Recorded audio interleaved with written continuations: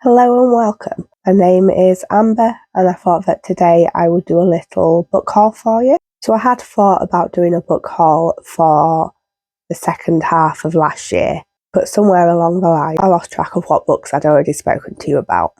So instead I'm just going to show you the books that I got for Christmas. Then going forward I think I'm going to do quarterly book hauls, but that will depend on how many books I get between now and March, as currently I'm not expecting many. But enough waffle, let's actually get into the books.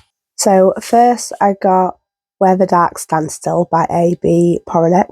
I think this book is based around Polish folklore. It is about Liska, who discovers that she has magic, but she believes that only monsters wield magic. With this in mind, she goes into the woods outside her village and tries to make a bargain with the Lesha, which is a demon. And I believe the bargain is in exchange for a year of servitude, the Lesha will get rid of her magic for her. However, once she is at the demon's home, she discovers that there were others before her who wanted to make the same bargain and who have all disappeared. So she needs to find out why, how to avoid that herself, and how to still get rid of her magic. Though I'm going to assume that it will probably turn out that magic isn't bad and she'll use it to her benefit and will probably get to the end and keep the magic. So the book, it sounded like it would be right down my alley. I'm interested in folklore, especially folklore involving woodlands and forests. And I think that this book was described as a gothic fairy tale, and that intrigued me further with it. As well as this, I got The Forest Demands Its Due by Kosoko Jackson. So the cover and the title really intrigued me about this book. I believe it's a horror, fantasy, dark academia type, where our main character attends an academy, which is a boarding school in the middle of the forest, which moulds its students into leaders. Now, the last time that I read a book like that, I was actually really disappointed and only rated it 2 stars. So I'm hoping that this is what was missing from the other book, although I think they are going to be quite different anyway. So I think a student is murdered, and the next day everyone has forgotten them, apart from our main character Douglas and the groundskeeper's son Everett.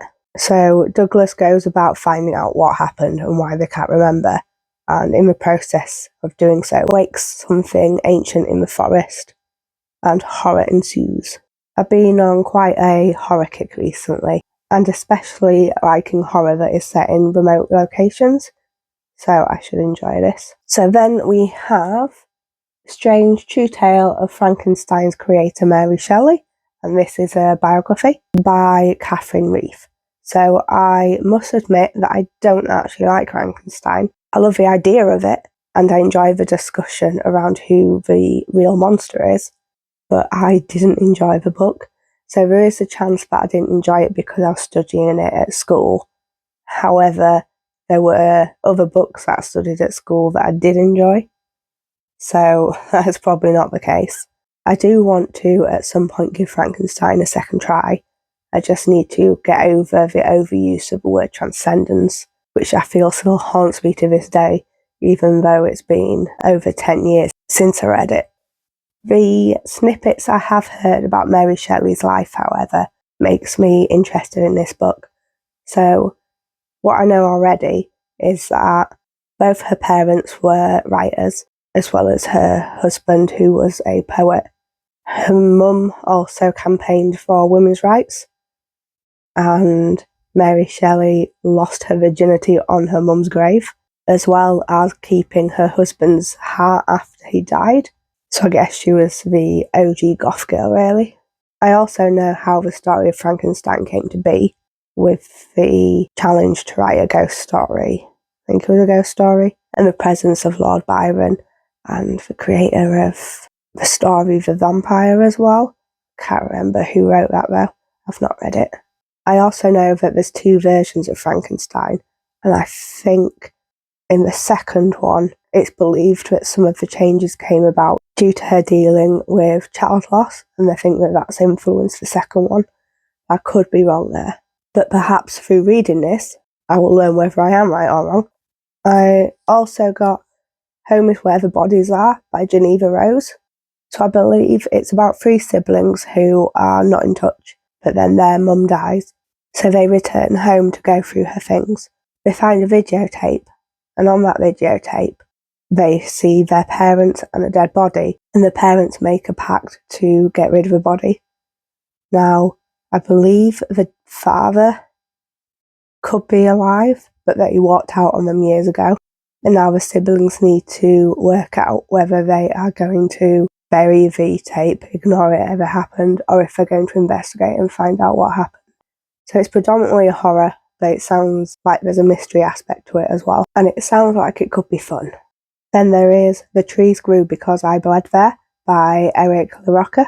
This is a collection of short stories that explores grief, trauma, tragedy, and obsession.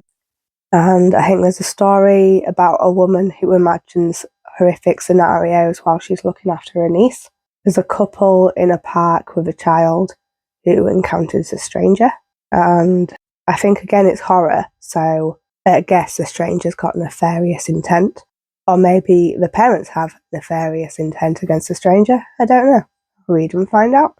And I sort of feel that even looking at what the book's about, I still don't know what the book is about, but that does make me more intrigued to read it.